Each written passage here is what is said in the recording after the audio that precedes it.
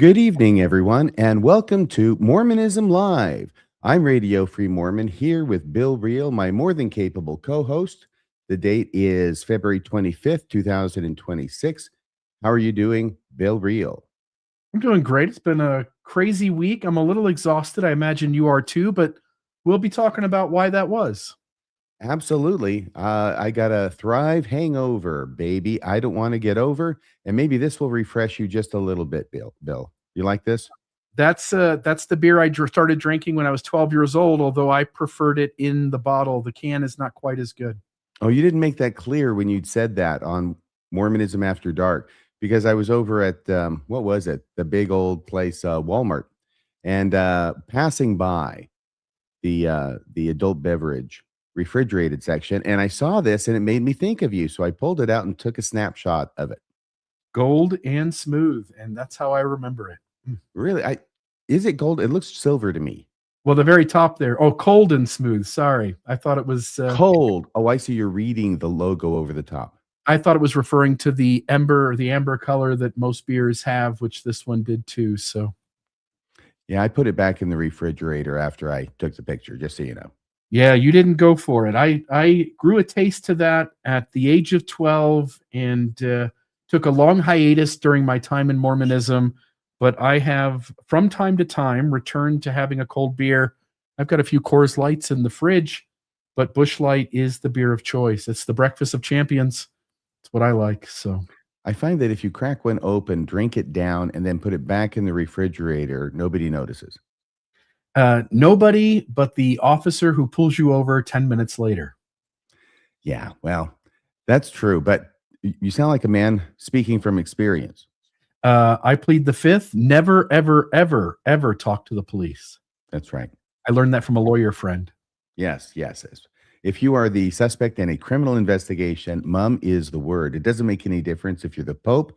It doesn't make any difference if you are Hitler. You don't talk to the police because anything you say will first be misquoted and then used against you. Yeah, and the last thing I want is things used against me. So, well, Okay. what do you want to talk about? I want to talk about Well, I'm why asking. we're doing this, why we're not doing the other thing. Well, what thing are we doing? Okay, everybody. This is an important announcement. This is Mormonism Live. We had a certain program planned for tonight that we're not having. It is a very important program, and we want to make sure we have all the ducks in the row before we go public with it. So we have postponed that for a certain period of time. And when it comes up and when those ducks are in a row, then we will go forward with that program. And so we found out about this earlier today, a scant few hours ago. And in the meantime, Bill and I have been running around like our hair's on fire and our asses are catching, trying to figure out what we're going to talk about tonight. And we've come up with it because you know what we were doing all weekend? We were at Thrive in St. George. And so were all these other people. Yeah, there were a lot of folks there. By the way, I'll just start off by saying $45 was, I think, is a great value for, if you and your partner went, it was less than $100 for the two of you to attend the event in St. George. Quite a lineup, tons of tables. By the way, I thought Wayne Hepworth did a beautiful job getting a bigger location, selling it out, having tables all around the outside of the convention center area where the people would gather so that folks could have conversations. There were content creators selling merchandise. There were folks who had done the difficult work of deconstruction who were there to simply be a help and a support to anybody who wanted to stop and talk about faith crises. So I thought that was really well done by Wayne and the Thrive crew there in St. George. Yeah, I agree. It was a wonderful time. I've never been at a conference that I thought was so good. Love it. And Michael Foley, there's this guy who is the MC. He's a comedian. And the thing about Michael Foley as a comedian that distinguished himself from the comedians over at Psych Word Radio is that Michael Foley is actually funny. Yeah, he does a lot of Facebook shorts. And if you go on to Facebook, look up Mikey and the Misses. And that's him and his wife. They do a radio program in the morning. And he's just got a great sense of humor, and so he puts out generally about a video a day, and they often have him. Like the recent one is he goes to the Parade of Homes, and he dresses both as Mikey himself, and then he dresses as a wealthy, rich snob, and then he makes little comments about that the whole point of the Parade of Homes is to be able to show off one's house. And so, I like the second pool I like to have in my home. And he does a lot of little voices and stuff. And I think he's quite funny, a lot funnier than me, that's for sure. But I guess that's not a high bar. But he's no. Don't be down on yourself. We will not have that, Mr. Real. He's hilarious. I saw a couple things that he had done. Actually, I recognized him after a while. I didn't wear my glasses over there because I'm so vain, so I couldn't see him too clearly. But he got within like 3 feet at one point, and I could see his features. And I said, "Hey, I know that guy." I had seen him do like some shorts or TikToks about the church. Any chance you want to listen to one of them? Yeah, I really want to listen. This is Michael Foley. Yeah, let me. Why I Can't Be a Bishop, Part 5. Yeah, here we go. Thank you for sharing that with me. Just a second. The Lutherans have a rock band. Can we get a rock band? You guys really want my opinion, or are you just too cheap to hire a professional? Thank you for your talk, sister. That was wildly uncomfortable. I think the only way to really settle this marital dispute is with a dance-off. You go first. Let's see what you got. You want to go on a mission? To be honest with you, I spaced out halfway through your story. All opposed by the same sign? Seriously? Nobody opposes it.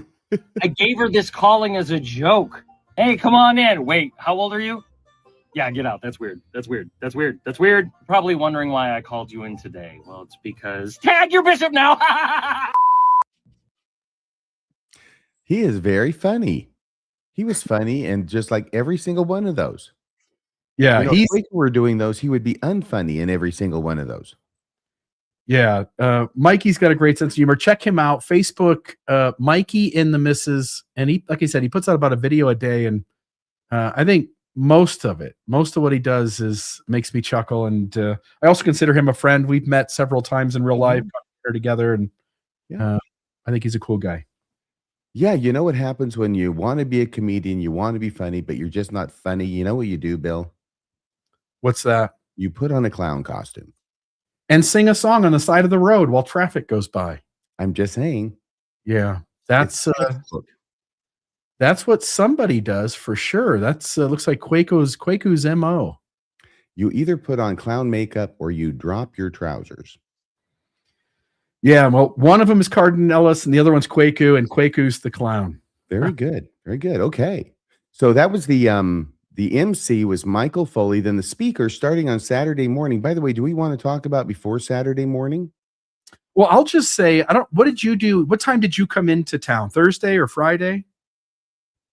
We flew into Las Vegas on Thursday, stayed with Randy after watching a hell of a Mentalist act, and having a wonderful dinner.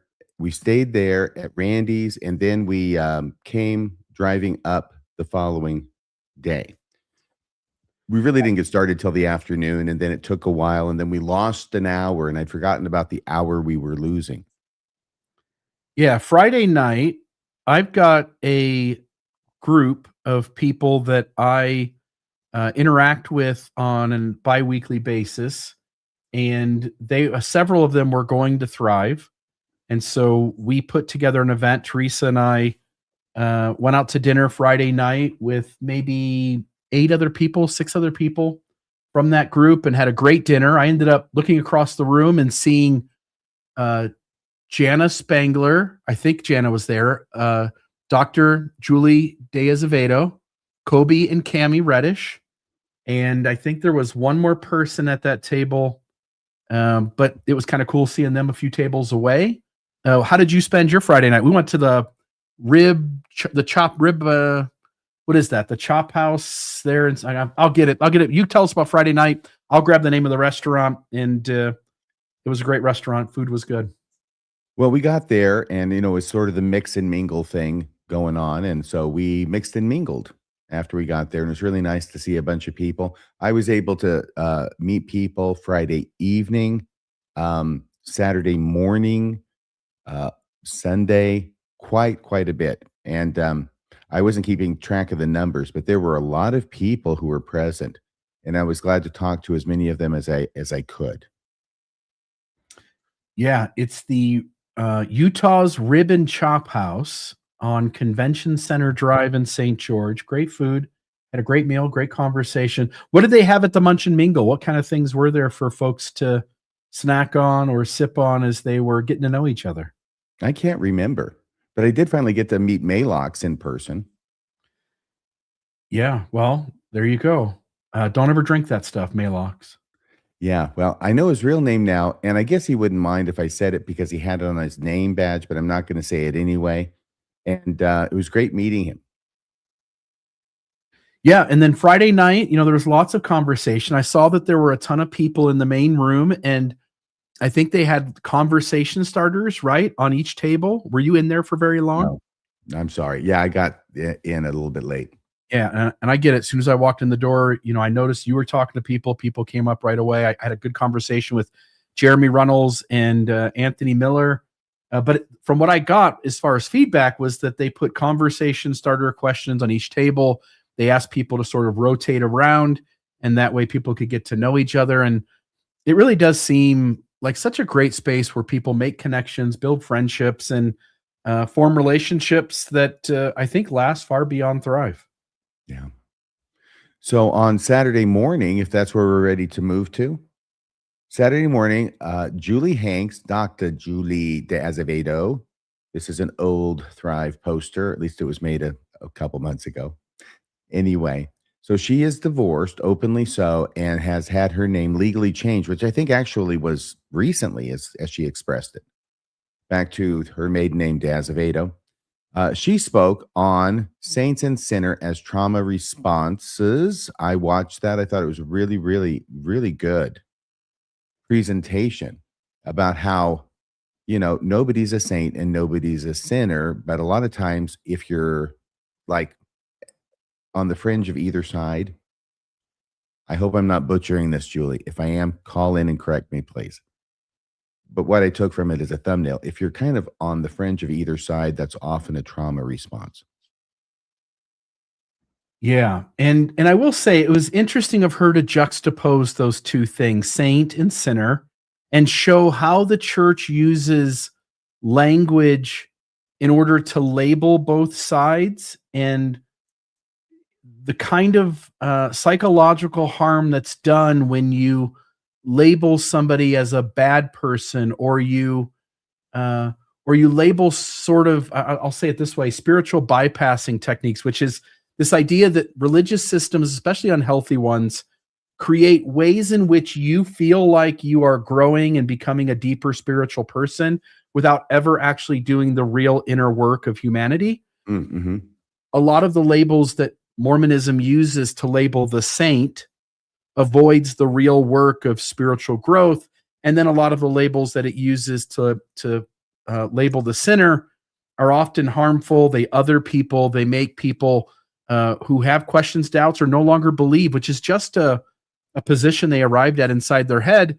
And so they step away from belief, and now they're bad, again, lazy learner, tares among the wheat, apostates, ex-Mormons. The phrases that we use inside the church to label those who lose belief is intentionally done to other them so that they don't fit in anymore, so that they don't have influence on those who remain. Yeah, I thought it was a great presentation. She did fantastic. Now, the next one, I'm going to have to lean on you because there were two of these presentations I missed. And it just happens that I get hung up in the hallway. And, I'd like to hear people, but I'd like to talk with people as well, one-on-one. And so I got to make a decision at some times. And so I go with the one-on-one. Yeah, I'll be happy to talk about Haley Rawl. But just before we do, you and I had talked about if anybody wants, it did go to Thrive. If anybody wants to come into the studio and talk about their experience at St. George Thrive 2026, I'm putting the link in the live chat right now. You're welcome to come into studio to share your experience, what you liked, what you didn't, the fun that you had, what was interesting, what wasn't. And I'll just note about Haley Rawl that she is one of the younger, if not the youngest, content creator in this space of post-Mormonism. And she runs a really high quality podcast called Girls Camp. One of the things she joked about is if you watch her podcast, she's always sitting cross-legged on a couch because the couch is just way too big. She made mention that John Dehlin was the only person to date who she has interviewed who was able to put his feet on the floor when sitting on the couch. So it requires quite a height. So she sits cross-legged on the couch and then has these interviews, and she interviews lots of people, not just the people sort of that we're used to in this space of post-Mormonism, but she's just talking to lots of personalities who are thinking about religious ideas, whether in Mormonism or out. And one of the cool things I really enjoyed about her presentation, she played some of the shorts that she had created, content shorts. And in these, she gets her believing, faithful member family. She thinks of these funny little concepts. So for instance, she played one where she's on the computer looking up her membership and she still is on the rolls of the church. And the family had taken bets on whether she had taken herself off the rolls or not. And so when it comes up on the screen that she's still in the church, you see the family sort of like the ones that lost the bet or had expected something else to be doing the opposite of celebrating. They're a little frustrated. And so she'll come up with these ideas and then go to her believing family and say, here, I have a funny concept for a short. Is there any chance you would be willing to participate with me? And in lots of these, it's her mom or her dad. But in several of them, it's extended family. You'll see 6, 7, 8, 10 people in the video who were happy to help their disbelieving family member carry out content shorts that are intended to sort of be funny around people who stay and people who go and the kinds of situations that both sides run into. Yeah, I didn't think Mormons were supposed to be betting. But when you said that story, it reminded me. Rebecca did not pay me the $50 she owed me on that bet she lost about the new apostle. Did she pay you $50, Bill? Rebecca, keep the $50. I wouldn't take it from you anyway. Give it to me. I will take them both. Yeah, well. Oh my gosh. Do you think she forgot, or do you just think she was hunkering down, hoping that we wouldn't remember? I am intentionally not remembering. I don't want Rebecca's $50. I want her to go buy herself something nice, and she can decide what that is. Yeah. All right. Well, I wasn't remembering until you reminded me, so I'm blaming you on that one, Bill. There you go. I guess so. Then Nathan Hinckley was up there. Nathan Hinckley, the bishop, from the bishop's interview. He is he's from Nashville or Memphis or someplace where they talk funny, and he was fantastic. He was amazing. He was a powerhouse. He talked about his story. It was just incredible. He does a great job. And he had this hat. Okay, I got to tell you this story. So he puts on this hat, which is a baseball cap, but there's no logo on the front. Instead, it's like there's this oblong patch, like a rectangle. It's dark gray on lighter gray. Anyway, what it ends up being is a signboard where you can put up any words you want that go across it, okay, or this way or whatever. And his wife, Amy, it's Amy, but I think she pronounces it Amy, was sitting next to me in the front row where I sat next to her. Anyway, and so she's got this little thing that she can type into and put the words up there on it goes across his hat while he's talking. He can't see it, but everybody else can, and she's in charge of that. So that was very funny. At one point, she had put up there? Can you believe my wife has to live with this? Something like that. That was very funny. And she was also very nice when I gave her a little idea to put up there, watch RFM. That was kind of funny. That was very nice of them to do that. So other than that, what did you think about Nathan? So I did not get a chance to listen to Nathan. I ended up not getting a chance to listen to him or Laura Matthias, although I did get a chance to get back in there after lunch and after running around a few things in St. George, Southern Utah, making it back for Dr. Greg Prince. But I didn't get a chance to see him. But Laura Matthias was next. What did she talk about? Well, she talked about true crime, hidden and otherwise, and how when it's hidden.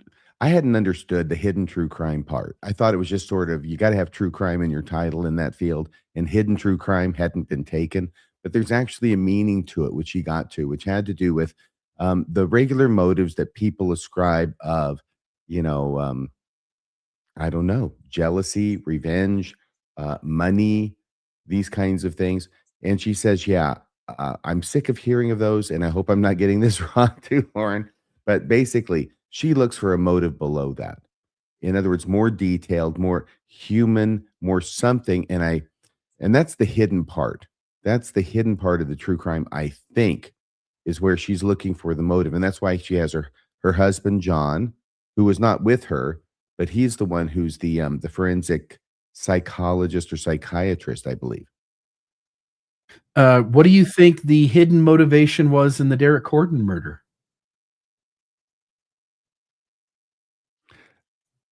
In the homicide or the cover-up?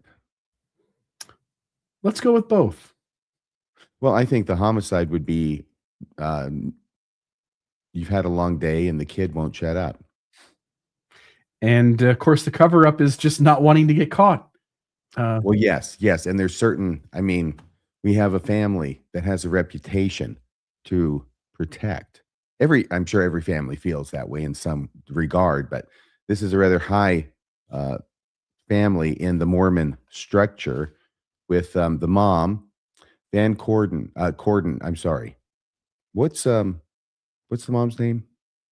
Well, I know the grandmother's name is Bonnie, who recently stepped down. Bonnie Corden. Hmm? Yeah, who was recently? Go ahead. Well, she just recently stepped down from her position. Where was she at? Virginia? Southern Virginia University, I believe. SVU. Yeah, which is, I believe, connected, if not directly owned by the church, but connected to the church at least. Mm-hmm. She stepped down. She says it was always her plan. But me does wonder if Laura Matthias and true crime maybe is ready to cover that sometime in the near future. I hope so. I don't want to be mean or anything, but Bonnie Corden didn't become the president of a non-Mormon university, not in this universe. No, and pretty much all of the Mormons who run a Mormon university aren't qualified to run another university. No, not at all. Yeah, I think we've got Tim Rathbone down there, but it looks like his picture is frozen in an unflattering place. Let's see what it looks shouldn't like. be. Oh, it was below, but now it's moving again. Tim, how are you doing? I'm glad you recovered from our presentation. Thank you. Are your arms tired, RFM? Yeah, they really are, kind of, because it was a long flight. There was a little turbulence, but I kept going. Tim almost passed out and had to be taken from the conference center by ambulance because he was doing this. This is what he was doing. Can you see what he's doing, Bill? This is exactly what he's doing. He was doing it for like 5-10 minutes. I thought, there's no way he can breathe. Someone help him. He was laughing hysterically. Yes. On Saturday night. Mm-hmm. Did you think it was a funny show, Tim? It was hilarious. I couldn't believe John DeLynn came up there and just started clowning around. I know. That was great. That's what's great, man. There's something about me that brings out the kid in John. John put himself into some compromising positions, and RFM took advantage of those, didn't he? I think there's something about you, RFM, that brings out that child in me too. So yeah, I don't know what it is. Maybe it's because I never grew up. I remember the moment in 8th grade in Mrs. Cram's English class at Kent Junior High when I made the conscious decision that I was never going to grow up. Amen. So far, I've held to it. Yeah. That's great. How was your experience, Tim? Oh, it was fantastic. I got really inspired by John's talk. John DeLynn? Yeah. Tell us. Well, you heard what I said to him when I Yes, talked. I did. I But Tim, the audience hasn't. So if you could just synopsize John's talk and Well, then what you said and then what you John, thought. first of all, he talked about the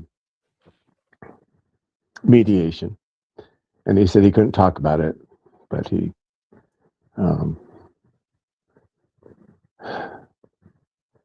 gave us a little taste. He showed us the what is it called, the block The above. heading. Thank you. Showed us that and a little bit of that, and he says, I can't tell you what's going on because it's confidential, blah blah blah blah. Yeah.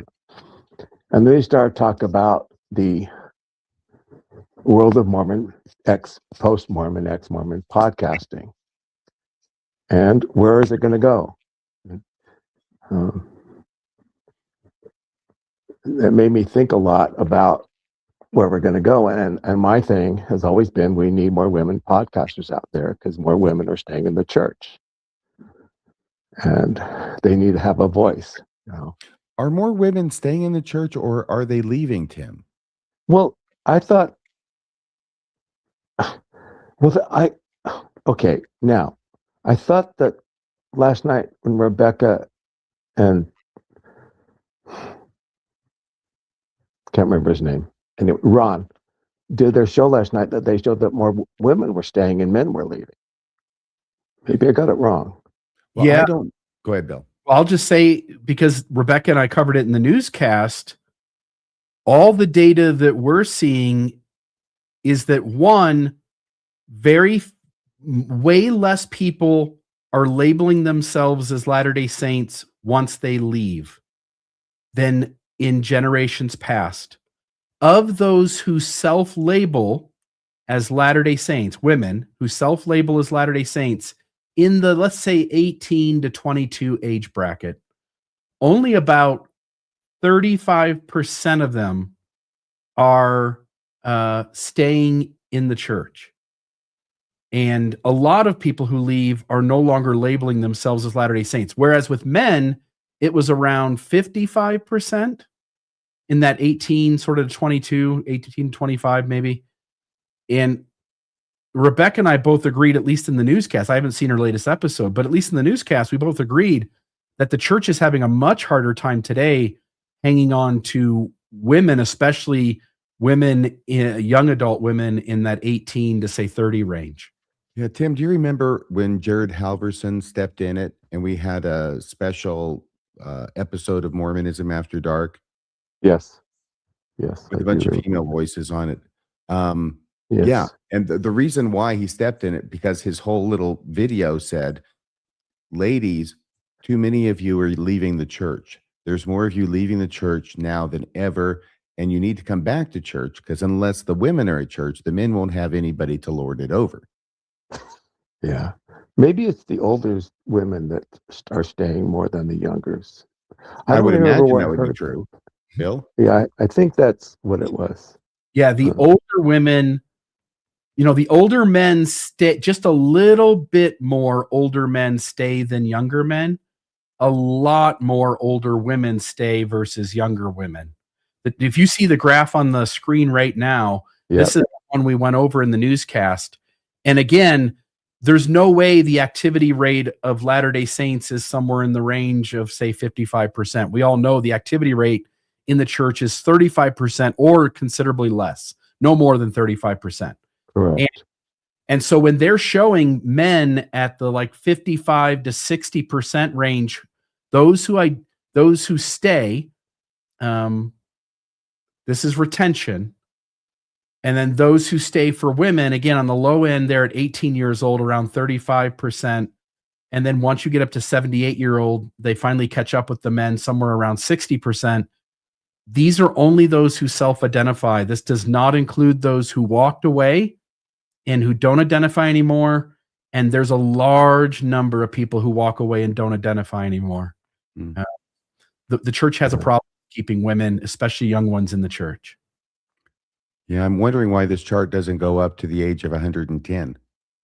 Especially since they count them that long, huh? That's a good point. That's a good point.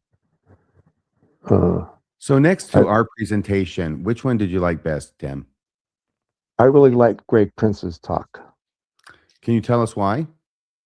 what was the Queer Eye on Mormon guy, something like that. Well, he went into great detail about how our bodies change. Well, everybody's created female, okay? And then our brains are washed with a fluid that flushes through our brain, and that determines everything about our sexuality for the rest of our existence, basically. That's what they have discovered. That's some fluid. Yeah, powerful fluid. I'll have what she's having. Yeah. This isn't the way I remember his talk. Let's have well, a debate. We talked about it afterwards. Greg and I talked about it afterwards. Oh. I think it's, for those who don't know Greg Prince, he's a faithful member of the church. Not exactly sure where he is on the believing scale, but definitely not orthodox.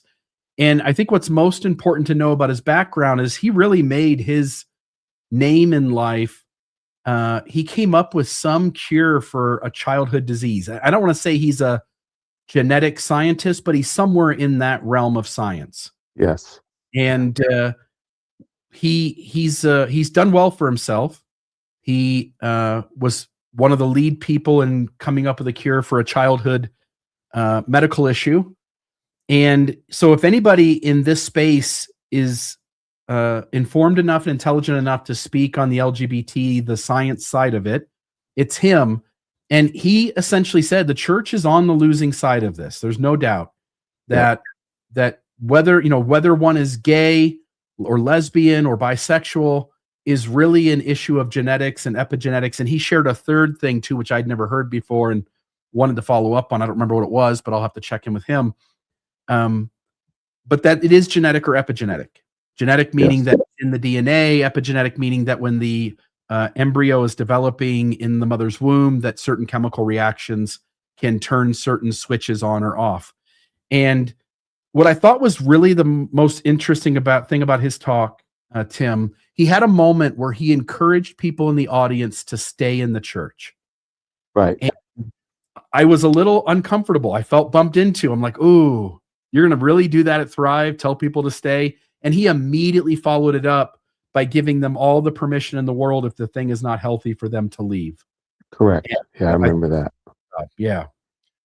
Hey, Bill, I looked it up. It's RSV pneumonia. Great. Yeah, and I think RSV, if I'm not mistaken, if that's one of the tests that I think pregnant women. It's a rhino something virus. So that's great, because he's made some real advancements in saving the lives of children that deal with that. So yeah. Okay, and Tim, anything else you wanted to share with us? I liked Diaz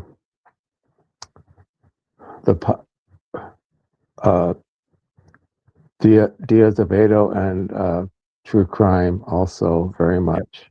Julie and Lauren, yes, absolutely. Nathan was funnier than heck. Mm-hmm. It was just funny, wasn't he? What a performer! Yeah. What a performer! He didn't bring his guitar. Doggone it, you know. Yeah.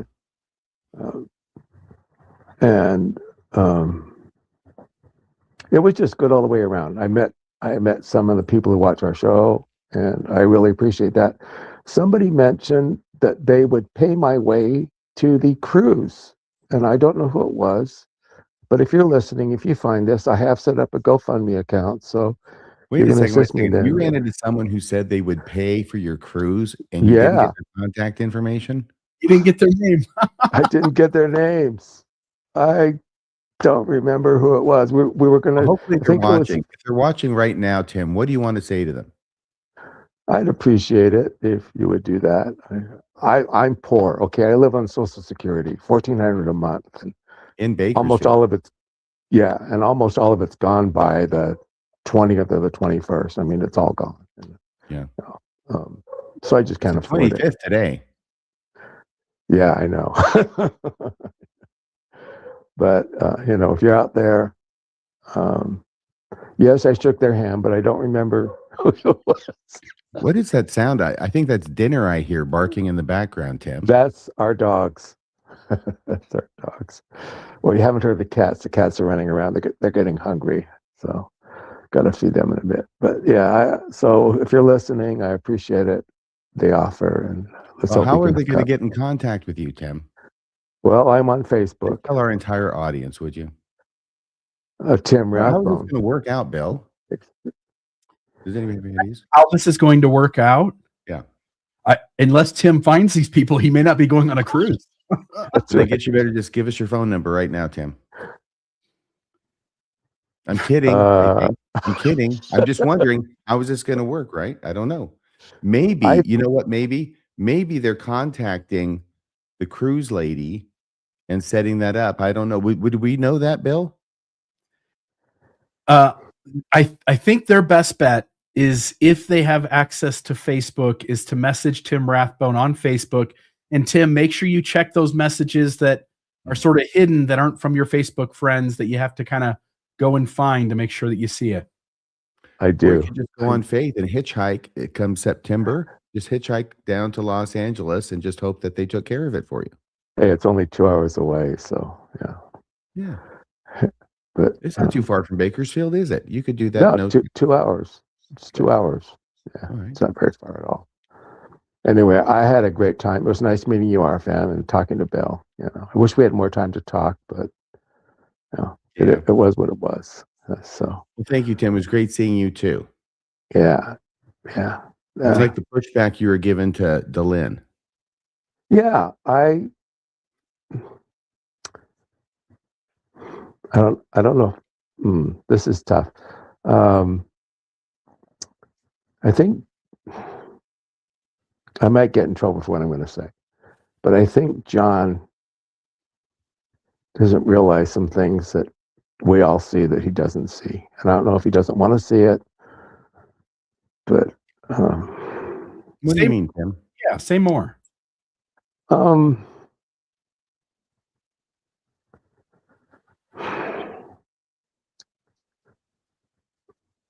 I like his bridges building idea, but like I said, those people aren't going to listen to you. I mean, give them an opportunity to tell their story. Okay, Tim, realize that most of the people watching weren't there. I know. He talked about his series of building bridges, talking to members, like when Greg Mattson came on, and to let him tell his story with the caveat, I'm not going to pounce on you because you're an active member, just let you tell your story, which was great, and I listened to it, and it was good, and I have my opinion about it, and I told John afterwards. Oh, by the way, Tim. Yes. Sorry to break in, but that was interesting. I didn't watch it because I'm not going to watch Greg Mattson anywhere. Okay. He just got too much testosterone for me. That's fine. We got to find out that he had actually agreed to go on John's show. And then the day before he was scheduled to go on John's show, he quits, he pulls out. And then John talks to him. And finally, the only way he will go on John's show, which he did, is under the condition that John cannot ask him any questions about church truth claims. And he just gets to tell his story without any contradiction or interruption. Isn't that what we heard, Tim? Yes. And I appreciate that. Do you? Yes. I think people should tell their story without interruption. If they're a faithful member and they want to tell their story to an audience that normally wouldn't listen to them, like you don't. I don't listen to them either, but I did listen to the interview. I mean, it's not like when I listened to Rod Meldrum and I wanted to just throw my phone and everything, punch the screen. I mean, that was the most frustrating interview I've ever heard in my life. It was just, but anyway, so I listened to Greg and I get your point of view. I don't agree with it, but I understand it. Right. And I like that. But these people they're so entrenched that they are not, until they decide to change their point of view, they're never going to. Right. And giving them an opportunity is a good thing to tell their story on his channel. Fine. I have no problems with that. But like John, it's basically, it's ruined, it's hurt him and his family. There's lots, thing that, well, like John talked about the death threats that he received and that Alyssa Grenfeld's received. You know, how the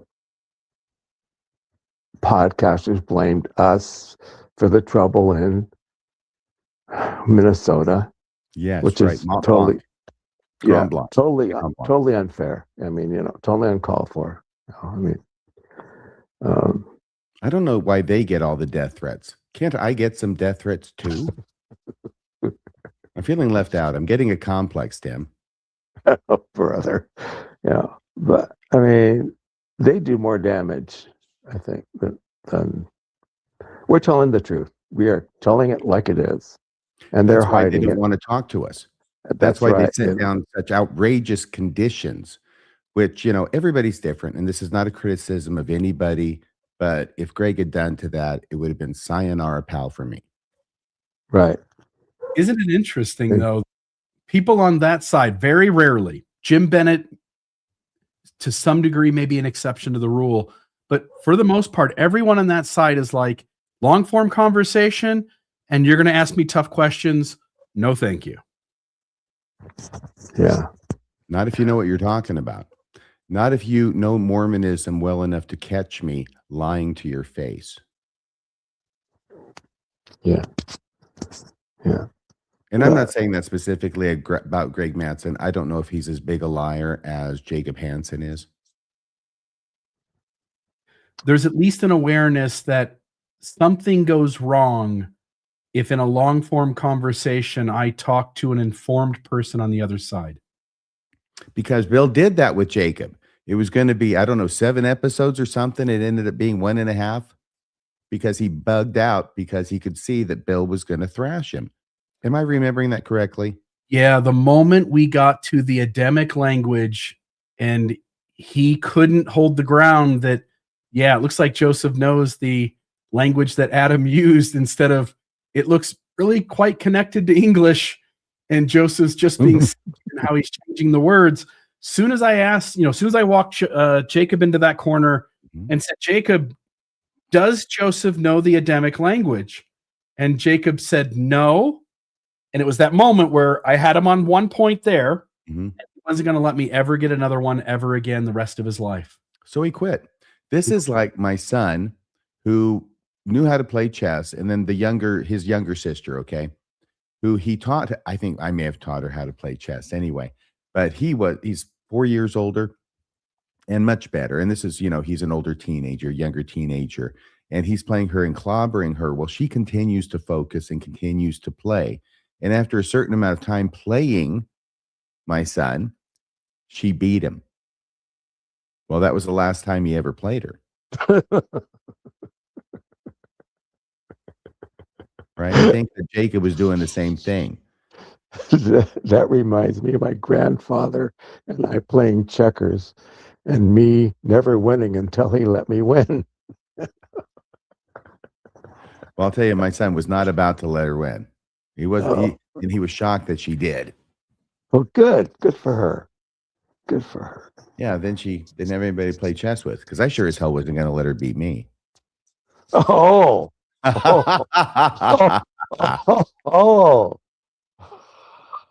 Hey, I let my kids win when they won when we played games. So yeah.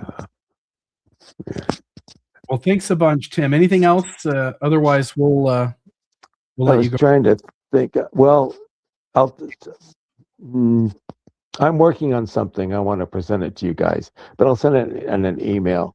I want to send it out to a few people. Some ideas I had with John from what John was saying. He really got me going. Okay, that talk got me the juices flowing, and I just really appreciate it. I appreciate going. I appreciate everybody that was there. Yeah, and it was fun. Well, I'm glad you had a good time, Tim. We're going to have to give you the old heave ho now, but it's been great talking to you. I know. There's probably somebody else down below, and let them on. Actually, there isn't, but we're going to say goodbye anyway. Okay, that's fine.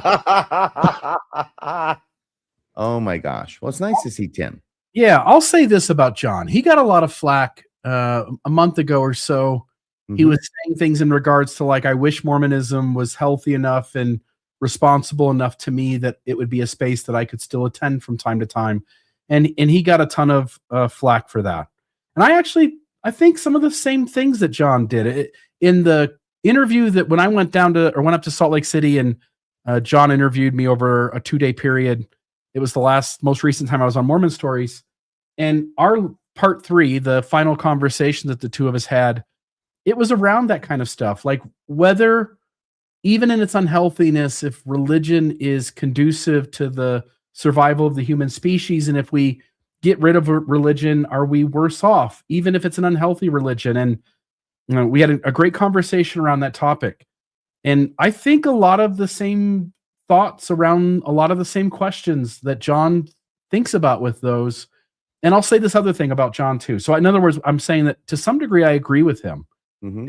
He got a lot of flack in that moment, but he is trying to build bridges and he is trying to be a space that someone leaving feels is safe and that the faithful partner can sense some safety, because that's how you get someone to listen on that front end of things the way they go. And I'll say this other thing, which is, John's not a perfect person. I'm aware of flaws that he has, but when there are moments when one can do the right thing or the wrong thing, on 100 occasions, John has done the right thing, and I'm appreciative of his friendship. Well, that's very nice of you. Yeah. That's very nice of you. I tend to take the opposite side of John. He's a bridge builder. I'm a bridge burner. Just love those flames. And I love the smell of napalm in the morning. Yeah. You wish he would burn it down more. Actually, I just want him to build more bridges so I can burn them down. I love it. Yeah. Throw the kerosene on him and light the match. Yep. You build them, we burn them. I love it. And that's based on the idea. First off, I think it's remarkable that from John's point of view, it's actually the ex-Mormons who are the ones he's promoting acting Christ-like. Yeah, he's much more Christ-like than the leaders who claim they're the representative of Christ himself. They are his special witness. Or certainly more so than Jacob Hansen. By Oh far. my gosh. And he had dinner with him, much to my shock and chagrin. Was it December? It was a few months ago, 2 or 3 months ago. And then he had Greg Mattson on his show. So, I think that's great. I think that you cannot negotiate with terrorists.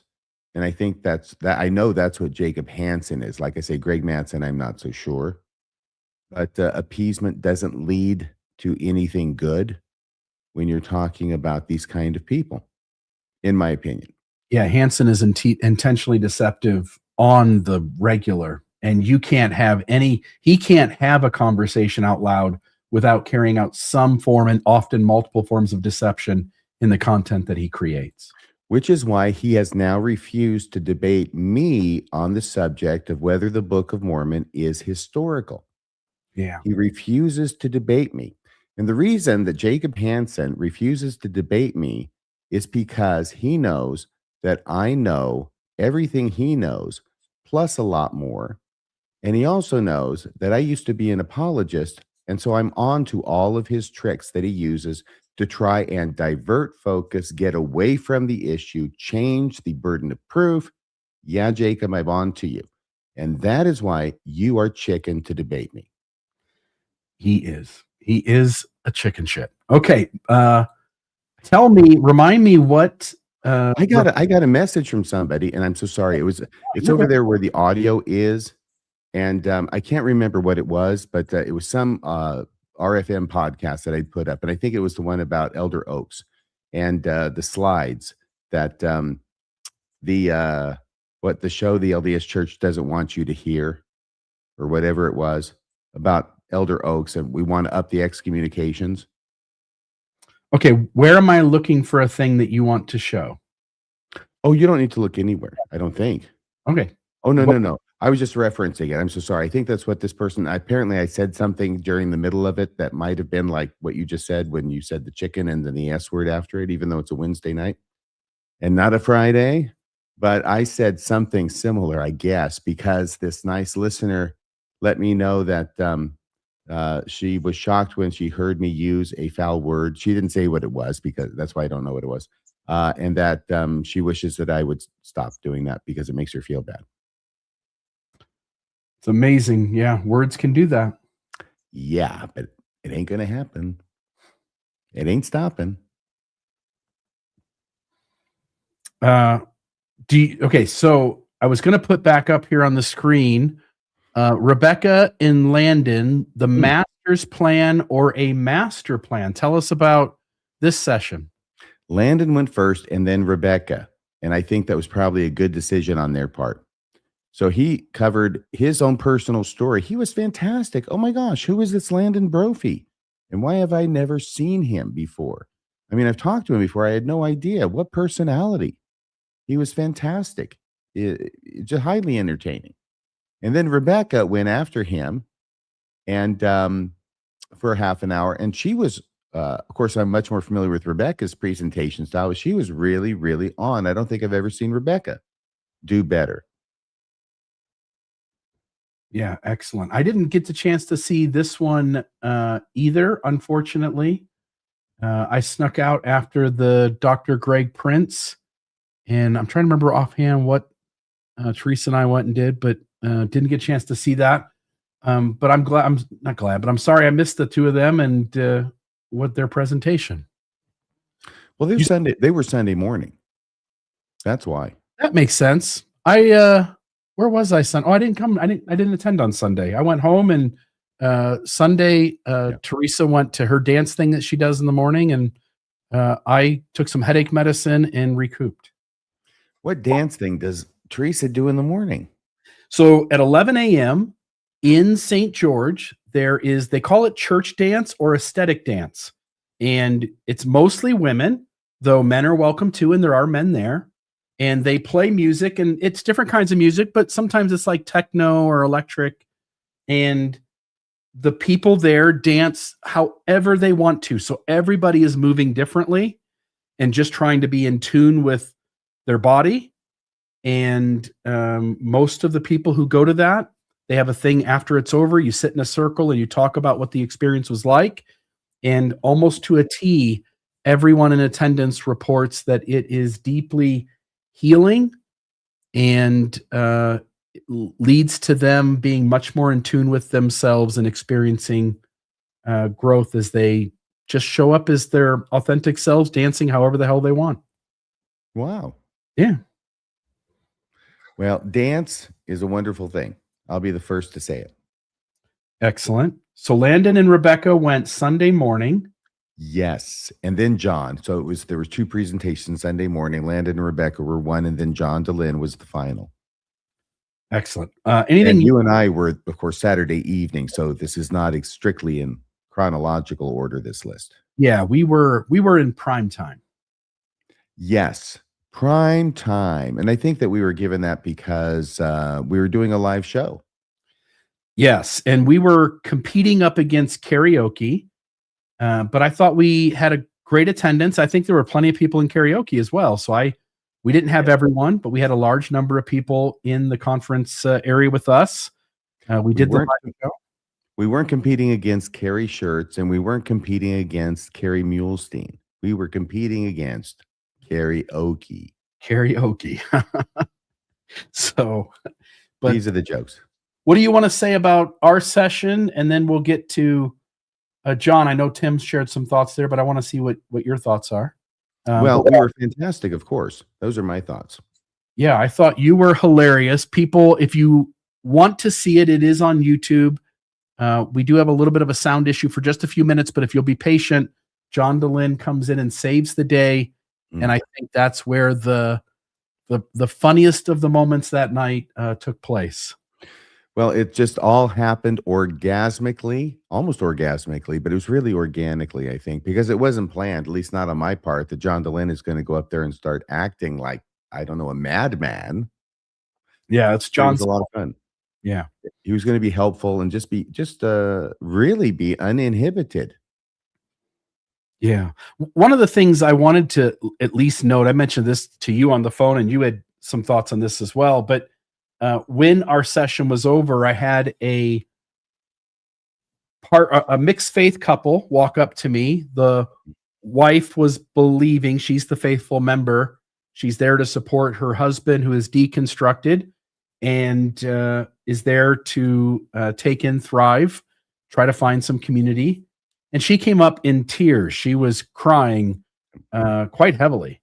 And she came up and she just thanked me for our session, for the way that we approached the topic, that we were kind, compassionate, sensitive to the believing side of things, while also trying to point out the absurdity or inconsistencies in Mormonism on the topic of the Book of Mormon translation and Joseph Smith's treasure digging. And I've got to tell you, I'm really, because we were not together side by side. We Mhm. were at different places in the conference room, because she and her husband came up to me probably after Mhm. they had seen you and talked to you. And she had had a bad experience, I think, last year, which she related. And so, honestly, Bill, everybody else on this whole, my perspective is we were the most outrageous, controversial thing on the entire program. And it only got more so when John DeLynn got involved. So to have this wonderful woman come up and be, so thankful to us for not being controversial, or it's not so much controversial, but being nice about Mormon beliefs, not being too strident, or being too critical, getting our point across without being offensive. I mean, that's what I do all the time. I get my point across without being offensive. That comes as natural to me as drinking water. But she was really appreciative. And so I thought it was very nice. Yeah. And, we finished off the session. I tried to communicate to people that it's safe to question, it's safe to read things. You should be safe to explore difficult topics in the church. You should be safe to ask questions of people. You should be safe to read the material on all sides. And that's not a message you get on the inside, for sure. It is a strange thing, right? The critic who's trying to tear the church down is the side that is wanting objectivity, wanting as much unbiased of an approach, or at least a fair and balanced approach to all the material as possible. And I think if you can just lay that on the table and let believers see which side is willing and wanting you to read all sides, to think about the questions, to dive deep into the material, the hope is that you don't have to pull the rug out from anybody. You just help them see that it's the system they're in that's not being honest with them, and it's the ex-Mormon or the anti-Mormon that is trying to be compassionate and tell you the truth.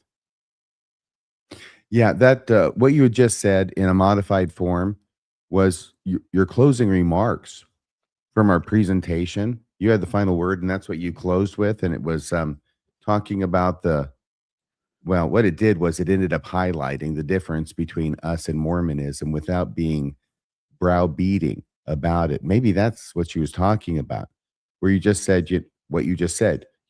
We're not asking you to look only at one side of things. We want you to look at both sides. And if there's three sides, you said, look at all three sides and study it out. And then you make your own decision. And you said that in a number of different ways. And it was very poetic and powerful. Yeah, I'll put it up on the screen here really quick, and just note, this was the three last slides. This was the first one. And just noting to the believer and to the person early on in deconstruction or a faith crisis, you've got three options. They're all on the table. Joseph could be a prophet. He could be a pious fraud. He could be a conscious con. I said, I'm less interested in which one you land on than in whether you're allowed to consider those. And that last statement, Yeah. that quote, is that Yeah. a quote, or you just put it in I quotation marks? put it in quotes because this is me saying this. Like all of that presentation, I just don't care where you conclude. I just want you to be able to consider all the options. It reminds me of Hugh B. Brown when he gave the address from, I think it was University of Hawaii in 1969, the commencement address. But what he said was, speaking on behalf of the first presidency, of which he was still a member at that point, though not for long after, he said, we are not so interested in whether your thoughts are orthodox or heterodox as we are that you shall have thoughts. Yeah, just have thoughts in the first place. That's a big jumpstart over what the system wants you to do. And he said heterodox. And by the way, if you don't know what that means, heterodox is a different way of saying heretical. So we're not so concerned as to whether your thoughts are orthodox or heretical, is what he's saying, as that you shall have thoughts. And that's why we shall not see the like of Hugh B. Brown again. Yeah. And then the second one, and by the way, yes, like orthodox, agreeing with, blending in with the cultural beliefs of the system.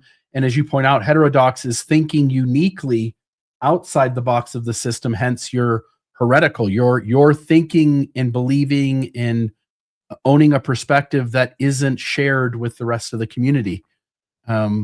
So in the second slide, it said, to the believing person supporting someone with doubts, if you're here supporting someone you love, thank you. Your willingness to listen to them in order to understand their experience matters. And curiosity, studying both sides or all sides if there's more than two, and using critical thinking should not equal betrayal, because the system teaches you that doing this is betrayal, and it shouldn't be. And then I said, to the person deconstructing and exploring faith and doubt, you should be allowed to ask questions. You should be allowed to read broadly. You should be allowed to hold complexity and to move slowly. You should be allowed to stay if you choose or leave if you choose. And you should be allowed to research both sides. And again, I want you to recognize whether it is the critic or the church that wishes you wouldn't do these. I think this is what got her. I think this is probably what touched her. Yeah, it I may don't have. think she's the only person who got touched by this. Did you get any feedback about that, Bill? There were other people who came up and expressed a lot of appreciation for the session as a whole, and said thank you for what you did, thank you for what I was saying. And I just think, again, I'm biased, but I really think it was a great session that you and I put on for folks. And I apologize for any sound issues that those watching online had. But as I said before the show started in the chat, our priority is to do this thing at Thrive, and that audience was who we were catering to. And so you standing up for a little while and expressing to the audience a story about a hat in your gospel doctrine class that you were teaching, I think it was really important for you to do that. And I'm sorry the online audience lost sound, but I think that was important for the Thrive audience to have the best experience possible. I'm sorry, everybody. I had already sat as long as I could with a live audience out there. I can't sit down with the live audience. My bad. By the way, I want to say something to everybody. I have a word concerning this people, a word to say concerning this people. It'll all come back to me. Yeah, that's the Michael Balaam. Snap.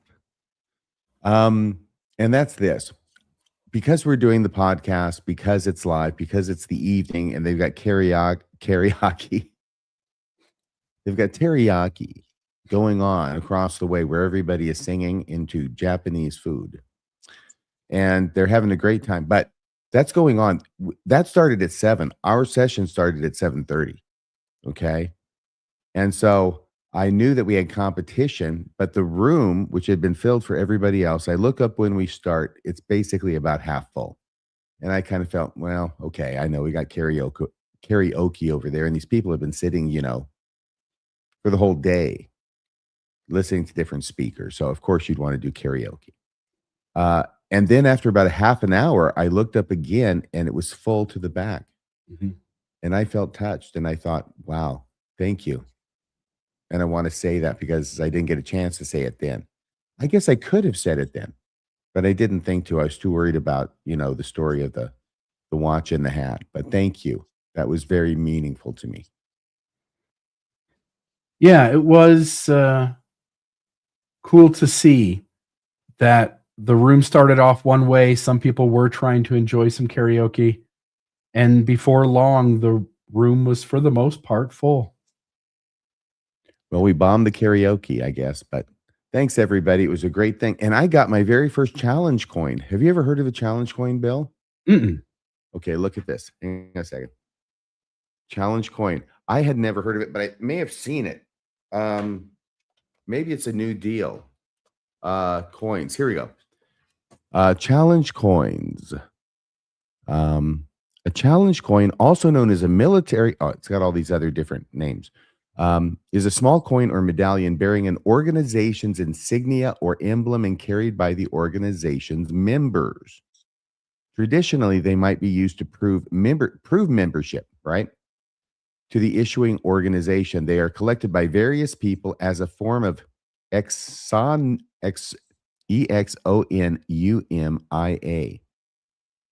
What the heck is that? Oh, numismatic items other than coins and paper. Oh, okay. That's cool. So, historically, challenge coins have been presented by unit commanders in recognition of special achievement by a member of the unit or the unit as a whole. Anyway, here's the reason I'm bringing this up is because a listener, I got a challenge coin. And so I am sort of can you see that at all, Bill? Is it cool? Yeah, that's super cool. Yeah, I think it's so cool, and it's really heavy. What's it say? This is, by the way, have you ever heard of Penal County? I've heard of PINAL? I've heard of a penal colony. I know. Botany Bay. Hang on a second. I'm not positive I'm pronouncing it right. Penal County, Arizona. Not to be confused with Pima County. All right. So let's see. Here's Penal County, PINAL. Wondering if they will tell me how to pronounce it. Oh, well, I'm just going to say Penal County because nobody's going to care except somebody who lives there. And no, I got a challenge coin, the SWAT team for the region, Special Weapons and Tactics. I'm now an unofficial member of SWAT. You should show up at people's houses unexpectedly with rifles in their face. Yeah, I can do it now because I've got a challenge coin. Me and Bob Urich, we're on SWAT. If you get that, you deserve a challenge coin. If you get that, you may not get one, but you deserve one. This was so cool. I've never had a challenge coin, and now, courtesy of this wonderful person, who I'm not going to name because I don't know if they want to be named or known that they were there. I got this great thing, and on the other side, I've got a feeling that the flip side, you can have different things. The one they chose for me was negotiator. Yeah, negotiator. Always talking people down from the edge. Yes, I am. That's a good one. I like it. And then the final talk, again, Tim made some comments there, but your thoughts on Dr. John Dehlin, who at one point we weren't sure if we would see him via Zoom or in person, but he did make the trip. Yeah. He's at Thrive. Yeah, I was making fun of him. Every time that got up, I was saying, John's phoning it in because he would be Zooming, appearing by Zoom to do a State of the Union, State of Mormonism address. And he showed up. It was great to see him. He was there for the whole thing. And like I said, he made my part of our show much better than it would have been without him. But what he talked about was he wants to go all Jesus on, the apologists and treat him nicely. And I'm totally against that. And I wasn't the only one. He knew that he was going to be giving an unpopular message at Thrive. And he did. So that takes a certain amount of bravery, especially to be nice to people when you're getting sued by the church, or at least threatened with being sued by the church over your use of the name Mormon. So I guess all I can say is John Dehlin is a better man than I am. Well, there we go. I'm wondering if now would be a good moment for me to play you a clip as we transition away maybe from Thrive and get your thoughts on this video footage that I hadn't seen in a long time, and to just share here with the audience, and we can just riff for a minute on what we think of this. Does that sound okay to you? Oh, yeah. I'm so sorry. I was just waiting for you to play it because we had talked about this on the phone. No worries. All right, so I'm going to turn the sound on here. I'm going to just skip ahead, though. So I'll just note to the audience, this was a video that this gentleman put out. The first half of the video, he is putting up selectively certain Epstein files, certain emails, and it's the ones in which the LDS Church is mentioned. And he's trying to make it mean something. And I don't know if it does or it doesn't. I think Epstein had a million conversations with people in all kinds of places for lots of reasons. And certainly some of those were really unhealthy things going on. And some of them, and maybe most of them, are just innocuous. They're just ordinary kind of stuff that people are corresponding about or trying to handle day-to-day life. And it doesn't, I just don't think it's fair to say every single email of Epstein's is some, conspiracy theory. But So did Thomas Monson go to the island? I don't know that. I didn't see anything with him and Clinton on the same airplane or anything like that. But I will say the first half of this is those Epstein files where the Mormon Church is mentioned, where the LDS Church is mentioned. But about halfway through, and I'll get to it. Let me find it here.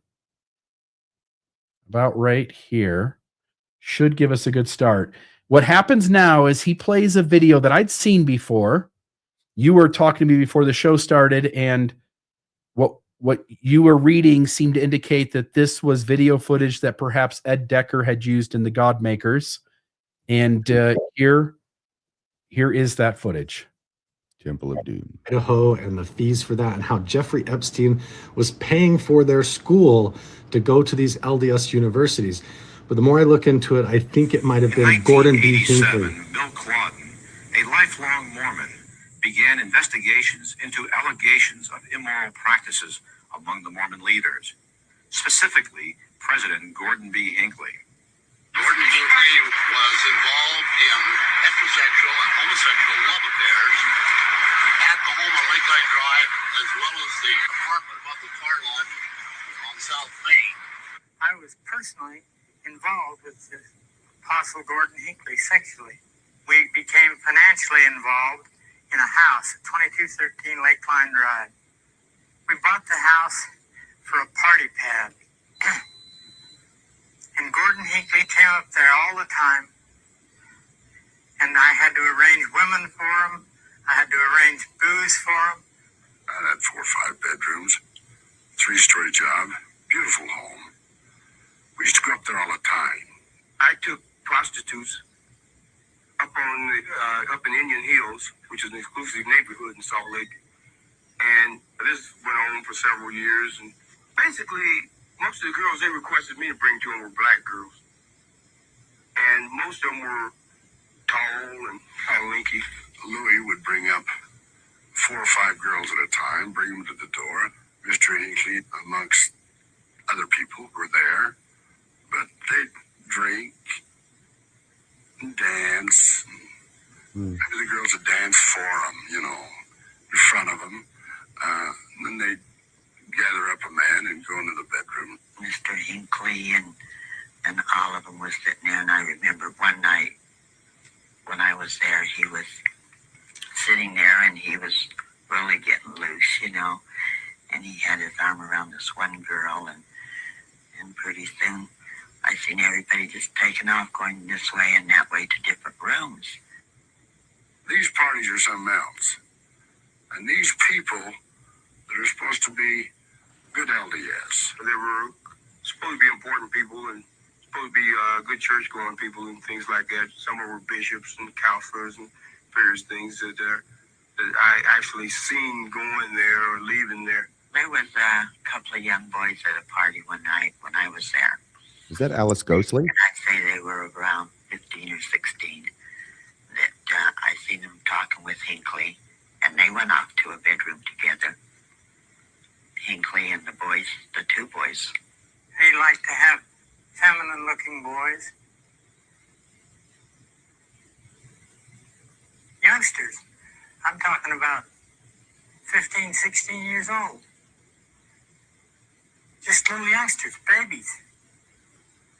They live a double standard. Their leaders are saying one thing and living another lifestyle. They excommunicate bisexuals in the mainline LDS church. Why are the leaders getting away with it? He had used me sexually, myself personally, and then excommunicated me on the homosexuality. We just believe that if Gordon B. Hinckley is professing that you should be morally clean so you can sit in judgment upon others, that he should be judged by the same standards he's trying to use.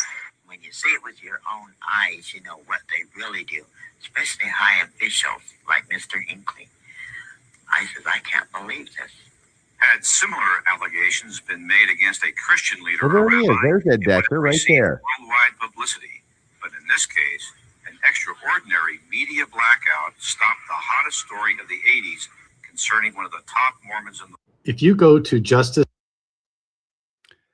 So we do know that this guy has now yanked out footage from Temple of the Godmakers, Godmakers 2, right? Or Temple of Doom, or whatever it was Ed Decker called that thing, from the 1980s. And he's recirculating this and sitting there and shaking his head, and that's supposed to prove something. What do you think about this, Bill? So first I'll say the allegation is absurd. My initial reaction is I wouldn't want to give any credibility to that. I wouldn't want to believe that. I would want to disbelieve that that's happened.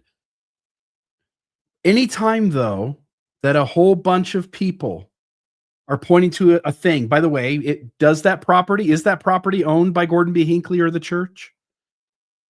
Why do a bunch of people know that property is owned by Hinckley or the church? Because they went to the assessor's office. I don't know. Maybe. When I look at the body language of those people, they look like people who are telling their story, their truth.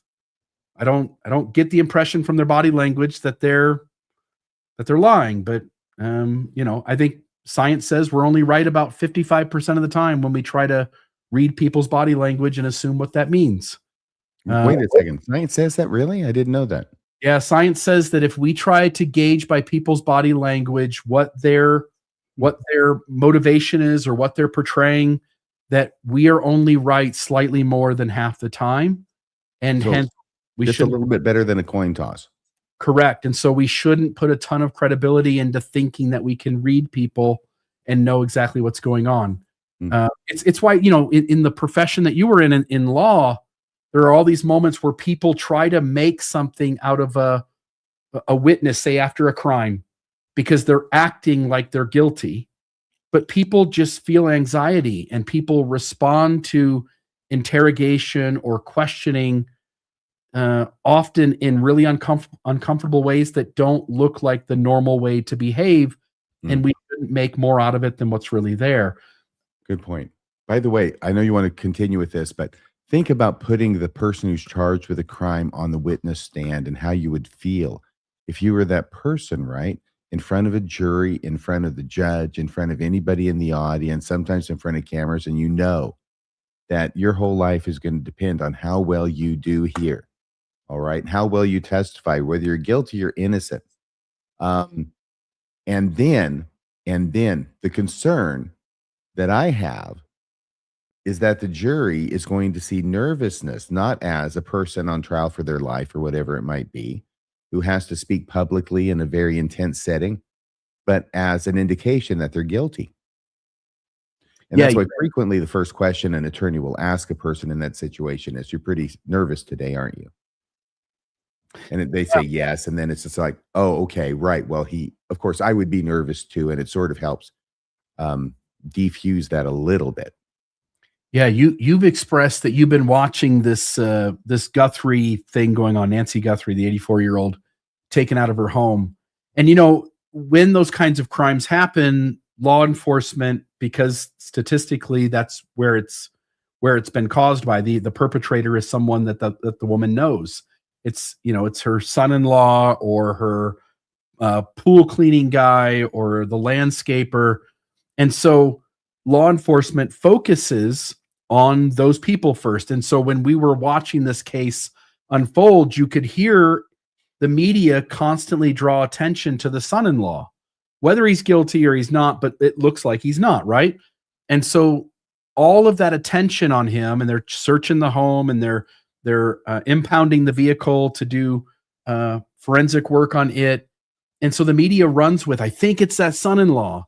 And I can only imagine trying to help law enforcement eliminate all the people it's not, and having the media thrive on what they, in that space that they do, where they just capitalize on that moment, and you getting blamed in front of a world, audience for something that you have nothing to do with, and you're just trying to help law enforcement sort it out.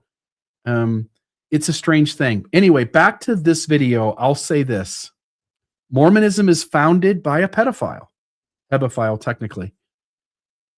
Mormonism is then managed after the death of the founder. It's managed by people who pursue deep discrepancies in age, including children. We say predators. Sure. Child predators. And today's system could do so much more to stop abuse, and it doesn't want to. It wants there to be some degree of safe space for abuse. And so then I go like, it seems like a crazy story in that video. All of those people saying that at this house are sex parties that Gordon B. Hinckley is participating in. And then I go, is that really any different than if I lived in 1840 and I was hearing rumors of Joseph Smith, which turned out to be true, or heard them as a non-Mormon in the 1850s and 60s and 70s about Brigham Young and Heber C. Kimball, and they turned out to be true. And then the church says it's the gold standard for child abuse, and we all know it's bullshitting and lying all around it, and refusing to do really simple things to protect children. And then I go like, why should I give it the benefit of the doubt?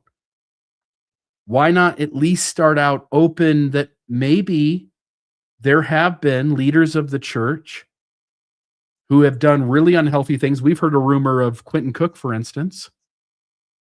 We've heard stories of Gary Stevenson that other people don't know. Why do we start with the assumption that these guys are good guys and they're innocent when surely some of them have had affairs? Surely some of them have done really corrupt things in the business world. Why do we give them the benefit of the doubt? Why not start on the other side, since Mormonism hasn't earned your trust? Well, we could always start with the assumption that they're all mass murderers too. Yeah, we could go to the extreme. And there are those stories out there with ritual abuse and all the other stuff that goes on. There are those stories too. And we did have Danites. We do have Desnat. We did have Whistling Whittlers and the SCMC and, Blood Atonement. This isn't a church that's free of never murdering somebody. No. And so, of course, that makes us all murderers. This thing was back in the 80s. It's Godmakers too. It's these people with the film. And obviously, right, this caused a bit of a firestorm at the time because you saw the people who were protesting at General Conference or at Temple Square, the Christians with the signs, right, referencing this allegation and condemning Gordon B. Hinckley for all these horrible things that those people said that he was doing and that he was a hypocrite. I'm just going to tell you that I'm very proud of myself, okay, because I actually did remember that Ed Decker had promoted this story, or these allegations at least. And then you told me about the clip, and I said, well, I don't know if that's from there, but it is, obviously, I think at this point. But I looked it up, and here's the thing. I asked the computer, did Ed Decker talk about sex parties at Gordon B. Hinckley's house, was the question I asked. And the answer was yes. Ed Decker's 1990s film, it says, it may have been early 90s, The Godmakers 2, included allegations that Gordon B. Hinckley, a prominent leader, blah, blah, blah, was involved in wild parties that included sexual acts. The accusation, The Godmakers 2, produced by Ed Decker, featured an interview with a person named Charles Van Dam. Did you see that name on there, Bill? I just know it wasn't Jean-Claude. No, I think this was his dad, who claimed he arranged women and drugs for high-ranking church leaders, specifically alleging involvement by Gordon B. Hinckley. The context is the film portrayed these events as occurring while church leaders were heavily involved in financial scandals and cover-ups, aiming to expose the leadership as corrupt. And the reception, this is important. Reception, the allegations were widely considered sensationalized and at the time were not picked up by mainstream media. Many viewers and critics of the film considered the claims in the film in general to be bad faith or highly exaggerated. I mean, it's not like, what's this guy, Ed Decker, is going to be the most reliable source. Ed Decker is a known critic of the LDS Church, and the Godmakers series has long been criticized by scholars and observers for its extreme, unsupported, and at times delusional claims. So all the accusations, widely regarded, unfounded by the public and mainstream media, is the bottom line. I think we would need to have some evidence other than just these people saying this happened. I mean, there's so many things. You would think that there would be something, I don't know, something more. But you're right, we live in a world and always have where people do horrible things. And just when we think we've heard it all, we hear something more. And so people are capable of things. But the odds are against it for any individual person. And for Gordon B. Hinckley, I mean, I think there's a difference between Joseph in his 30s and Gordon in his 80s. Yes, like I say, I lean towards not wanting to believe such a thing. It's an absurd allegation. And Ed Decker has no credibility. By the way, Ed Decker did himself no favors in being just a schmuck who would essentially say or promote any data point, true or not, in order to tear down the church, because he destroyed his credibility. You and I have spent all the time that we have going into this stuff, and people have a hard time even trying to find something where we make a simple mistake, more or less a lie. But Ed Decker, his credibility is shot because of the way that he showed up. That said, again, not that I'm saying that all that's true. I just said it's interesting. A lot of people claiming that things happened at a certain address involving Gordon B. Hinckley. And this is a church from its foundation to the present moment is way too safe for child abuse and sexual abuse to occur. The church doesn't seem to want to do enough about that. And then the last thing I'll say is, do you believe that the leaders of the church are who they say they are? I don't. Well, in some ways, no. In some ways, yes. Yeah, but in the way, in terms of the integrity that they want you to think they have, do they have anything near that? Well, it depends on if you ask Elder Ballard, because he knows the integrity of all. Do you have that clip of all the members of the First Presidency and all the apostles from the beginning of time? And we have never, ever, ever done anything to hide anything from anybody. Yeah. So, yeah, I mean, there's one thing. Look, it's one thing to say to indicate, to imply, to allow people to believe you've seen Jesus when you actually haven't. I do that frequently because I had the second anointing. Oops, I should not have said that.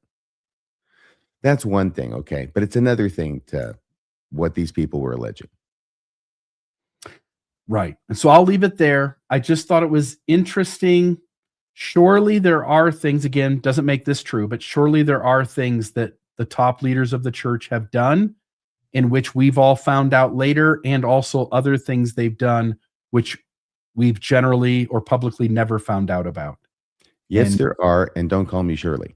Yeah. But Bill, maybe we should ask the people in the audience, in the live chat, or in the comments section to go ahead and register your opinion about these allegations against Gordon B. Hinckley that were being made in the Godmakers 2, which are being dredged up now after 40 years, maybe 35 years or so, after quite a long time, and now being brought forward as if it's something new. Do you know who that fellow was in the knit cap? No idea. Okay. No Well, idea. anyway, there you go. I mean, I lived through it the first time, right? It's like old home week. Yeah. Well, let's set that down. Anything else you want to talk about this week? No, here's this picture. This is just a picture, and I know we're about ready to leave because we're at the 1 hour and 30-minute mark now. By the way, hi to all of you 336 people watching. Thank you for joining us this evening. This is a picture I took while I was out on a walk. I try and take walks before the shows and loosen up a bit. And this was last week. The sky was gorgeous. The camera's incredible, but I mean, it's my phone. But it just does not really capture the depth of the hue and the beauty of the sky. But that was my best attempt. So there you have it. Yeah, pretty sunset. The winter's day descending to its close. Yeah, what do they say? Red at night, sailors delight. Red in the morning, sailors take warning. And there is a truth to that. There is some science behind that. But if you see an orange sky at night, generally the nighttime and the next day will be decent weather. And if you see sort of those colors on sun up, you might want to be a little more careful. Even referenced by Jesus in the New Testament. Yeah. So there's that. All right. Well, hey, this was a great show. I had a lot of fun. Excellent. And folks, I can't wait. There will be Thrives all over the country, but a year from now, we should expect to see Thrive 2027 in St. George. One would think so. Now, sometimes, don't they usually have a Thrive in Salt Lake at the end of the year? Yes, Thrive in Salt Lake. There's usually a Thrive in Las Vegas at some point, although the Thrive in Salt Lake City is often quite big. I think the last one that you and I were at was somewhere in the range of about 1,500 people that were in attendance. It was so big. It was so big. I peed myself a little when I got up on the stage the first time and I saw everybody. Me too. It was electric. Oh my gosh. That was wonderful. That was great. All right. Well, everybody, thank you for joining us. And once again, we apologize for not having our regularly scheduled program, but it's for good cause. And I hope you will appreciate it once we get that in front of you. It's going to blow your minds. I'm telling you what's going on in this show.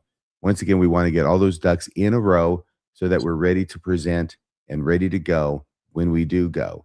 And that'll probably be, in the next several weeks. Okay? Because we have to schedule around some other things that we have coming up. So thanks everybody for watching. Please join us Friday night at 8:00 p.m. Mountain Time for Mormonism After Dark. And I'm going to come up with something.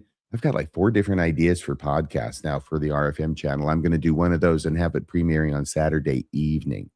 So we can look forward to that as well. And I get to be in the live chat then. Thank you, Bill. Anything you want to say before we go, mi amigo? No, Thrive was great. And I'll just say one more time, thank you to Wayne Hepworth for all the time and energy you put in and the rest of the crew there at Thrive. You guys were on it, whether it was needing some help with the technology or making sure people were in the right places they needed to be in. I thought you guys just did one hell of a job. It really did go quite well. And there was a lot of people there. So thanks, everybody. We'll see you Friday night and have a great evening and a better tomorrow. Good night, everybody.